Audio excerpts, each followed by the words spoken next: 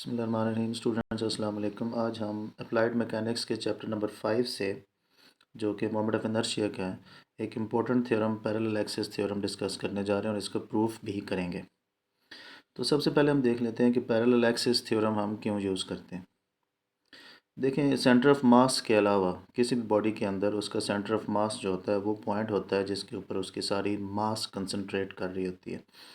तो अगर centre of मास के अलावा किसी और पॉइंट पे जो कि उसी बॉडी के अंदर मौजूद हो, उस पे अगर हम उसका मोमेंट ऑफ इनर्शिया कैलकुलेट करना चाहें तो हम पैरेलल एक्सिस थ्योरम यूज़ करेंगे।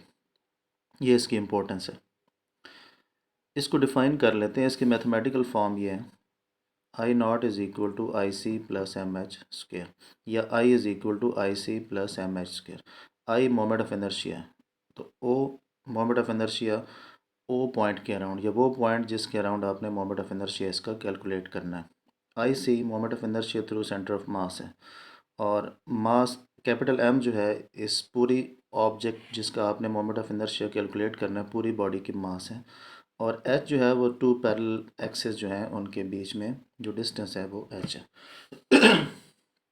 तो इसको हम डिफ़ाइन कर सकते हैं कि moment of inertia of a body around a point O will be equal to sum of moment of inertia through center of mass and product of mass and square of the distance between two parallel axes।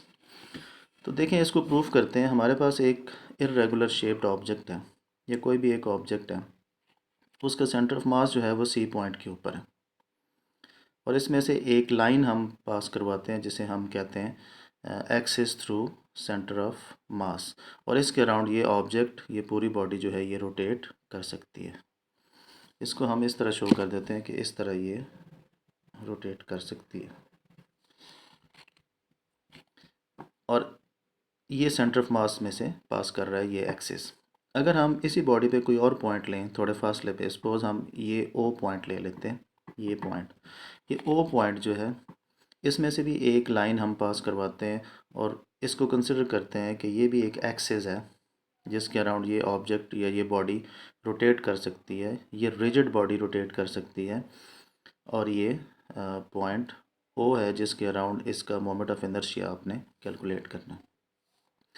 इस body के अंदर हज़ारों, सैकड़ों, हज़ारों particles हैं जिनकी masses हैं।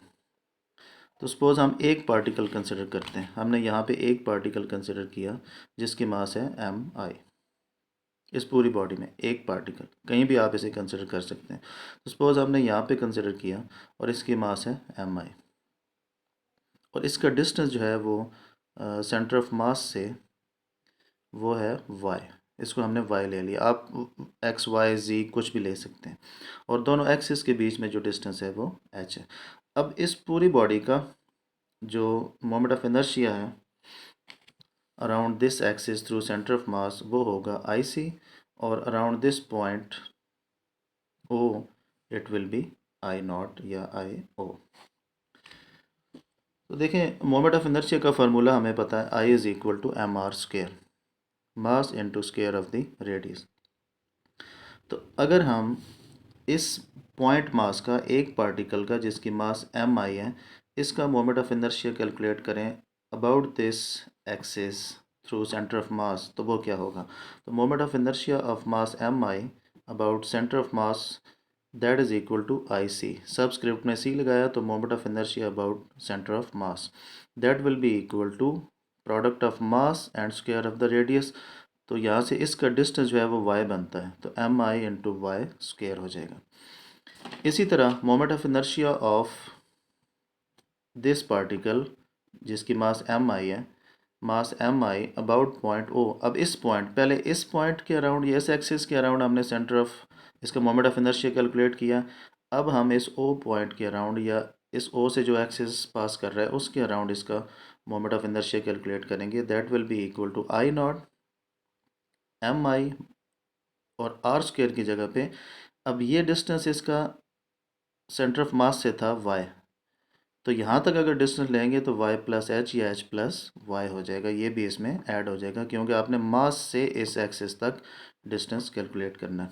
तो M I into H plus Y square हो जाएगा, क्योंकि एम आर स्क्वायर होता है, तो आर की जगह पे एच प्लस वाई आया, तो एच प्लस वाई स्क्वायर हो जाएगा। इसको अगर हम मज़ीद सिंप्लीफाई करें इसी इक्वेशन को, क्योंकि हमने इसी की वैल्यू निकालनी है, इस ओ पॉइंट के around moment of inertia calculate करना है, तो इसको दोबारा लिखते हैं यहाँ पे I naught is equal to M I H plus Y square, Y whole square. इस स्क्वायर को ओपन कर लें A plus B whole square से, तो M I H square plus Y square plus 2h Y हो जाएगा, A square plus B square plus 2ab। अब देखें, ये एम आई एक सिंगल छोटे से पार्टिकल की मास है, लेकिन इस पूरी बॉडी के अंदर बहुत ज़्यादा पार्टिकल्स हैं, एन नंबर ऑफ़ पार्टिकल्स हैं। तो उन सब की मास को अगर कंसिडर करें तो हम यहाँ पे समेशन का साइन यूज़ कर सकते हैं। Summation M I into H square plus Y square plus 2h Y हो जाएगा। अगर हम इस समेशन एम आई को बारी बारी इन तमाम फिगर से मल्टीप्लाई कर दें, तमाम टर्म से, तो summation M I H square इससे मल्टीप्लाई होगा तो summation M i y square हो जाएगा, और इससे मल्टीप्लाई होगा तो समेशन एम आई 2h वाई हो जाएगा। यहाँ पे देखें कि ये समेशन एम आई यानी कि mass of all particles in this rigid body, इसके अंदर जितने भी पार्टिकल्स, जब हमने सम ली है तो इसके अंदर जितने पार्टिकल्स हैं सब की मास इकट्ठी होगी, इसका मतलब पूरी बॉडी की मास आ गई है।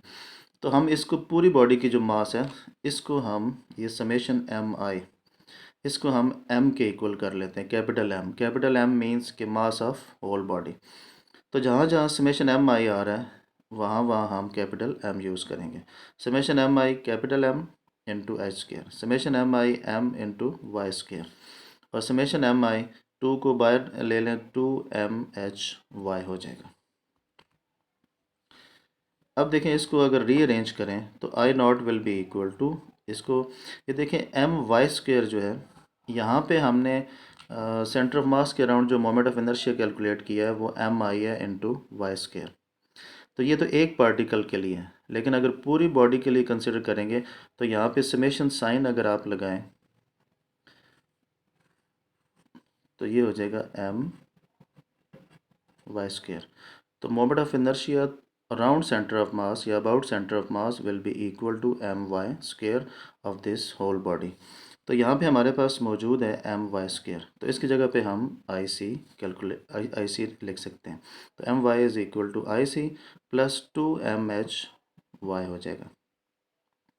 इसको रीअरेंज करके लिखा तो I naught is equal to I C plus M H square. ये जो टर्म है ये ज़ीरो हो जाएगी। ये कैसे ज़ीरो होगी?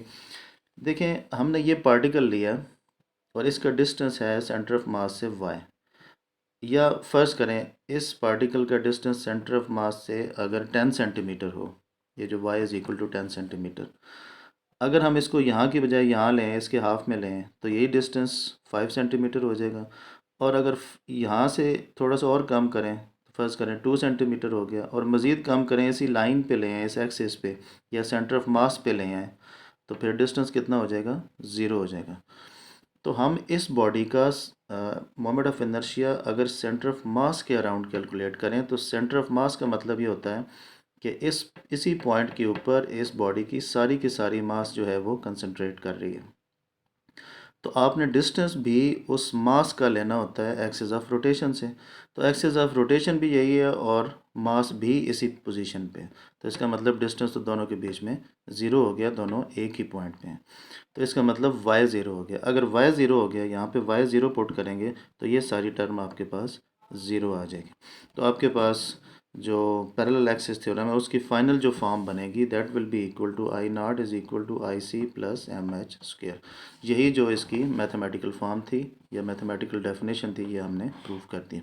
इसको हम अगर एरिया वाइज देखें, पैरेलल एक्सिस थ्योरम एरिया के हिसाब से भी कैलकुलेट किया जा सकता है। तो यहाँ पे आप मास की जगह पे एरिया पुट कर देंगे, और इसी तरह जो सेंटर ऑफ मास है इसकी जगह पे आप सेंटर ऑफ ग्रेविटी भी यूज़ कर सकते हैं। सेंटर ऑफ ग्रेविटी भी कंसिडर किया जा सकता है एक्सिस ऑफ रोटेशन। तो यहाँ पे फिर आप इसको मज़ीद मॉडिफाई कर सकते हैं। आई naught is equal to I सी की जगह पे आप आई जी यूज़ कर सकते हैं, और एम एच स्क्वायर उसी तरह आ जाएगा। तो उम्मीद है आपको समझ आ गया होगा पैरेलल एक्सिस थ्योरम।